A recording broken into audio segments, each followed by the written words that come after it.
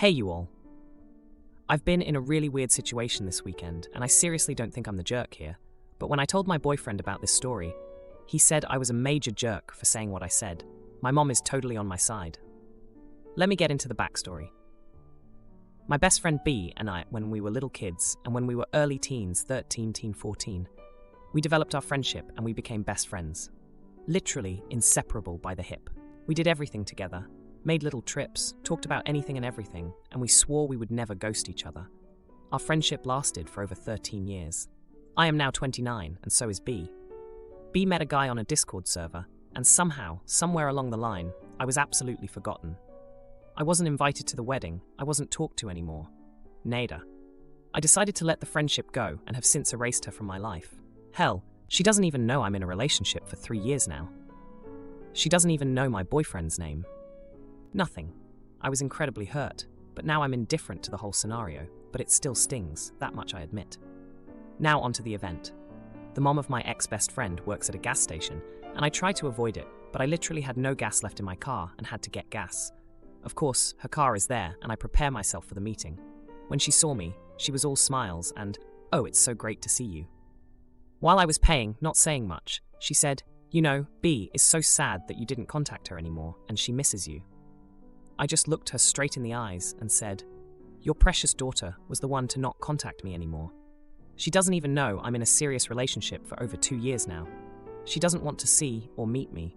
That's cool, but she sure as hell will not make me the bad guy here. Tell her to get the story straight." I wished her a good evening and left. Her mom was really shocked. I could see it on her face. My boyfriend thinks I was a major jerk for telling her mom this. I don't think I am. Edit. It seems many of you think the eye contact is aggressive. I'm sorry, I'm German, and it seems I worded it wrong. I held eye contact with her the whole time. It wasn't like a Western movie standoff. I just returned the eye contact with her and told her the following. Sorry. Now for a few comments before the update. Comment 1. Honestly, my verdict is, not the idiot. I'm American. My husband is German, relevant from other comments. Eye contact is normal when you're being serious, and German can come off as a very harsh language at first. But anyways, you told her the truth, it's what needed to be said. Yes, there are indeed 2 sides to every story, but I bet you B just told her mom that to save her butt. Does it seem slightly rude tone-wise? Yes, but I understand why you would get immediately angry like you did. A 13-year friendship, gone for one dude, would piss me off too. Not the idiot. B should have told the truth instead of completely dipping on you and then lying to her mother. Comment 2. I'm struggling to believe you are 29. People grow apart. It can hurt. But promising as children not to ghost each other seems a bit odd. Also, doesn't even know I'm in a serious relationship. Why would she if you aren't in contact anymore? You say you are indifferent to it, but that clearly isn't the case. How do you know the mom wasn't sad herself about you drifting apart and trying to make amends? Now for the update. Hey everyone, it's been a month since my last post, and wow, a lot has happened. Buckle up because this update is a busy ride. After that gas station encounter with B's mom, things took an unexpected turn. I thought I had closed the chapter on my friendship with B, but fate had other plans. A few days after the incident, I ran into B at the local grocery store. It was the first time we'd seen each other since she ghosted me. My heart raced as I debated whether to confront her or walk away. But before I could decide, she approached me. B looked different, almost like the years of not talking had changed her. She was hesitant at first, but then she blurted out an apology. She told me how her life had been a mess since she got married.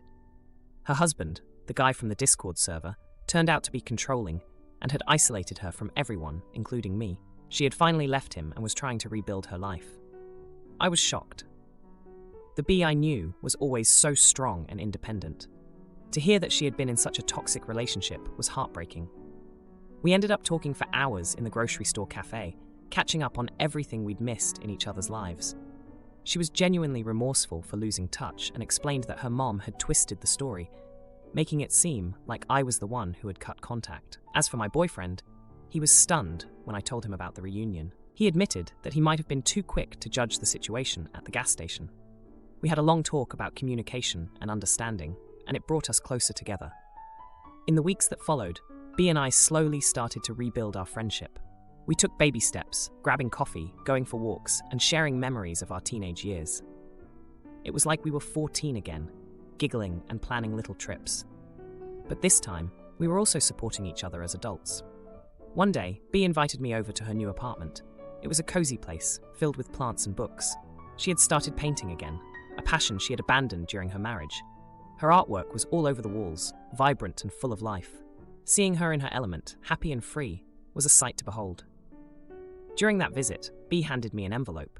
Inside was an invitation to her divorce party. She wanted to celebrate a new beginning, and she wanted me there with her. I was touched. It was a testament to how far we'd come in just a few weeks. The party was a blast. Our old friends were there, and it felt like no time had passed. We danced, laughed, and shared stories until the early hours of the morning. Bea was radiant, a stark contrast to the woman I had bumped into at the grocery store. As the party wound down, Bea pulled me aside. She thanked me for giving her a second chance and for being there when she needed a friend the most. She promised that she would never let anyone come between us again. I could see the sincerity in her eyes, and I knew she meant it. And then the most unexpected thing happened. Bea's mom showed up. I braced myself for an awkward confrontation, but instead, she came over and hugged me. She apologized for the misunderstanding at the gas station and for not seeing what was happening with her daughter. She had been in denial about the whole situation. The night ended with Bea, her mom, and me sitting on the couch, sharing stories and laughing together. It was a healing moment for all of us. The past hurt seemed to melt away, and it felt like we were starting a new chapter. As for my boyfriend, he's been amazing through all of this. He's been my rock, supporting me as I navigated the ride of rekindling a friendship. He even helped Bea set up her divorce party, showing that he truly cared about my happiness. HOA tells me to get dumpster for Reno, but neighbor whines, and I'm forced to move it at my expense. Then car gets scratched, and I'm blamed. But tables turn when HOA fraud comes to light. I'm going renovations to my condo. 2 months ago, I asked the HOA what would be the best way to discard demolition construction debris. Could I just dump them in the existing dumpsters for household trash, or rent a dumpster? They said that when I'm ready, send a separate request for a temporary dumpster, and they will tell me where to put it and how long. Fast forward to Monday, I reached out to them, and they said that I can place the dumpster in my designated outdoor parking spot. I have 10 days, and I need to provide them with the rental company's certificate of insurance. Got it. So that's what I did. I rented a 15 cubic yard dumpster from a rental company and instructed them to place it in my parking spot. They did it today, and now my contractors have a good place to throw out waste. Within an hour, I get a call from the HOA's management company manager saying that the neighbor called and was upset that the dumpster was placed too close to her car and that she couldn't get in. Fair enough, but you told me to put it there. They said that I could talk to the neighbor, which I immediately said sure. But they came back and told me that she was too upset to talk to me. They then tell me that I have to move it. I ask where. They say either next to the garbage shed, if there's an empty parking spot, there's no guarantee, or put it on the street, which is a long walk from my condo, and I would need to get a permit from the town. I said I could get it moved, but the rental company is going to charge me a $200 fee, and that since I followed their instructions exactly, would they reimburse me for that? They essentially said no, and that it was my problem. They then turned it on me, asking how could I not have known that the dumpster would block my neighbors, and that I should have rented a smaller dumpster. Oh, game on. I responded saying that I reached out to them 2 months ago, and then again 2 days ago, with instructions, and at no time did they provide me with any parameters on how big of a dumpster should be. And they were the ones who told me to put it in my parking spot. Also, it wouldn't matter if I rented a smaller dumpster, because at 8 feet, the width is industry standard, and it would be the length would vary. They then tried to claim that the dumpster was touching the line and that it should fully be within the parking pot, which I responded saying that no. My contractor on site says that it's not breaking the plane of rectangular shape of my parking spot. I told them that they were being incredibly petty for resorting to this NFL replay type BS and that I broke no rules. I do feel for the neighbor, but I don't feel like I should pay the $200 out of my pocket for following directions. Would I be the jerk for telling the management company's manager that I will not move the dumpster unless they agreed to reimburse me the cost for moving it? Now, for a few comments before the update. Comment 1. Not the idiot. Send them emails where they told you to place it there. As per your email below, I have highlighted the section where you tell me specifically to place the dumpster in my parking stall. If you are now reneging on this, I will be charged by the dumpster company for their labor to come move it because of your own negligence. Thus, I will need you to pay for the moving fee. If you are unwilling to pay the fee, then the dumpster will stay in the parking space as originally directed. It is within the lines and is therefore legally placed. Comment 2. Not the idiot. Communicate only through email or text and save everything and check the covenants and see how long you have to remedy a violation before they start fining you. Once they give you a written notification that the dumpster violates HOA covenants, you'll have so many days to remedy it. You're already planning on it being gone within 10 days. Try to make it quicker if you can. It's so temporary that it should be gone before they can complain too much. Now, for the update. Hey everyone, remember my dumpster mess from a few months back? Well, buckle up, because the saga continued, and you won't believe the twists and turns this story took. After my last post, things seemed to settle down for a bit. I had the dumpster in my parking spot, and my contractors were happily tossing debris into it. I thought the issue with the HOA was resolved, but boy, was I wrong. A week into the renovation, I got another call from the HOA manager. Apparently, my neighbor, let's call her Karen, had complained again. This time, she claimed that the dumpster was an eyesore and was devaluing the property. The HOA sided with her and demanded I move the dumpster immediately. I reminded them that they had approved the location, but they didn't budge. I was fuming, but decided to play it cool. I called the rental company, and they agreed to move the dumpster to the street for the $200 fee. I paid it, thinking I'd sort it out with the HOA later. But when I submitted the receipt for reimbursement, the HOA flat out refused. They claimed it was my responsibility to ensure the dumpster didn't bother anyone. Meanwhile, Karen was strutting around like she owned the place, giving me smug looks whenever she saw me. It was infuriating, but I had bigger fish to fry with the renovation in full swing. Then, one day, I came home to find Karen's car parked in the guest spot next to mine. She had this fancy new sports car that she loved more than anything. I didn't think much of it until the next morning, when I saw a huge scratch along the side of her car. It looked like someone had taken a key to it. I felt bad for her, but I had no idea who could have done it. The plot thickened when Karen knocked on my door, accusing me of scratching her car out of spite. She had no proof, but she was convinced I did it because of our dumpster feud. I told her I didn't know anything about it, but she threatened to take me to small claims court. Things were tense in the complex, to say the least. My contractors were finishing up, and I was counting down the days until I could be done with the HOA and Karen. But then, another bomb dropped. The HOA manager was caught embezzling funds from the association. It turned out he had been skimming money for years, and the only reason he was so uptight about the dumpster was that he was trying to distract from his own shady dealings. The community was in an uproar, and everyone was shocked, especially Karen, who had been one of his biggest supporters. With the manager gone, the new interim board was much more reasonable. They apologized for the hassle and agreed to reimburse me for the moving fee and the extra days I had to rent the dumpster because of the move. As for Karen, she never did find out who scratched her car. But without the manager to back her up, she lost her steam. She tried to apologize to me for the accusations, but the damage was done. We were civil, but far from friends. And then, just when I thought things couldn't get any crazier, the interim HOA board discovered that the manager had approved several renovations without proper permits, including Karen's fancy new kitchen. She was ordered to halt her renovation immediately and faced hefty fines for the unpermitted work. Sister sabotages her baby daddy's new GF's wedding and blames me, but I stand up to her, and now I'm gearing up for the family showdown of a lifetime to protect my friend throwaway account. I, 28-year-old female, do not have the best relationship with my sister Tammy, 30-year-old female. And I wanted to say that it started with our grandfather, who often praised Tammy for being the prettiest granddaughter and spoiling her. This made her think that she was better than me and our two girl cousins, and while there were attempts to stop his behavior, he passed away. But the damage was already done, and Tammy felt as if she deserved more better just because she was a natural beauty. I won't lie, Tammy was gorgeous and even did a little modeling in the summer. All the guys talked about how pretty she was in high school and would often do things for her. However, there was this one guy in particular that she liked the most, and he ended up getting her pregnant.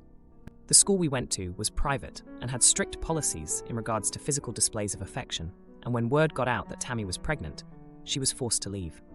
Tammy and I were both there on a partial scholarship, and according to its terms, we both had to maintain a respectable reputation, and being an unwed teenage mother was far from it. The school took back Tammy's scholarship, and my parents couldn't afford the fees. I got to stay, however. Teen gossip can be vicious, and I left voluntarily because I couldn't take it anymore. I was so mad at Tammy for how her bad decisions affected me, and couldn't give a crap that the guy who knocked her up denied paternity, got his friends to lie about her, and took a girl she hated to the dance. That girl was Chloe, 31-year-old female, and I didn't know exactly why Tammy didn't like her. But I had my theories. Chloe dumped Tammy's baby daddy after it was revealed that he got another girl pregnant over the summer, and I never heard or saw Chloe again until college. I didn't realize it, but she and I enrolled in the same university and met again at a tutoring session.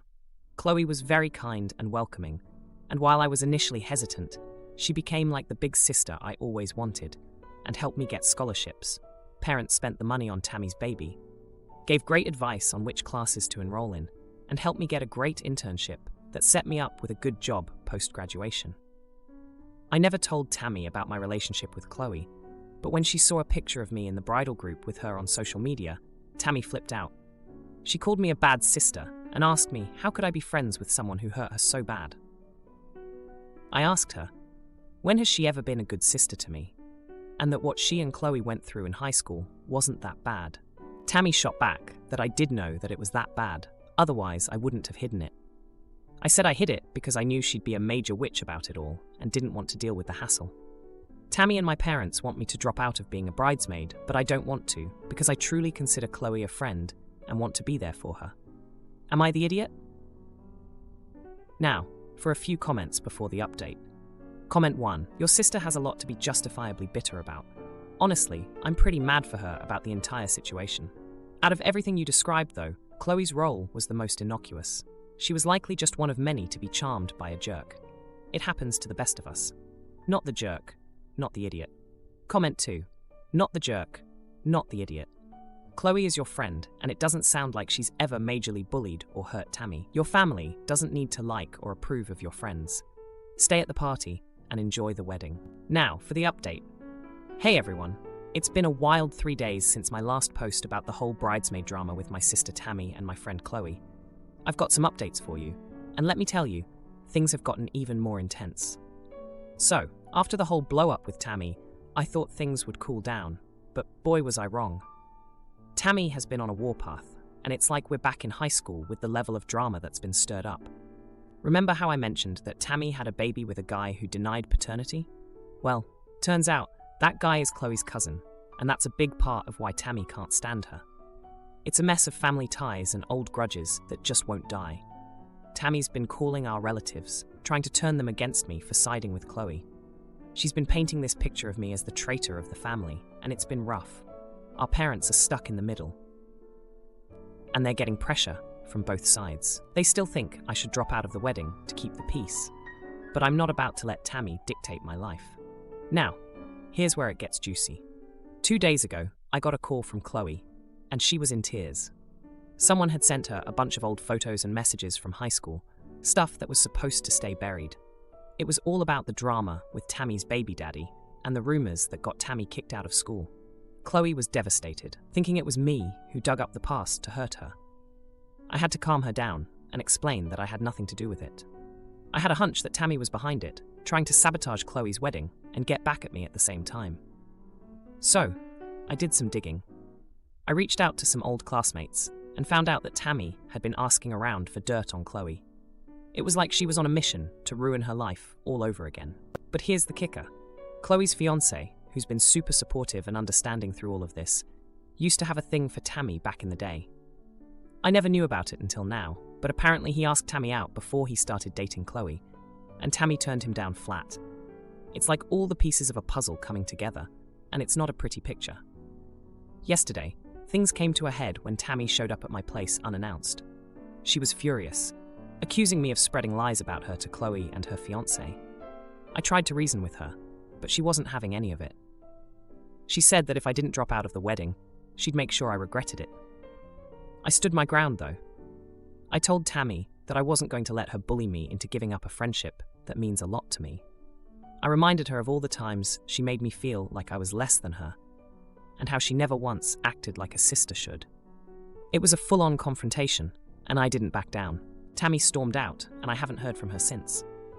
But I know this isn't over. Chloe's wedding is coming up, and I'm still a bridesmaid. I'm preparing for whatever Tammy might throw my way, but I'm also worried about Chloe.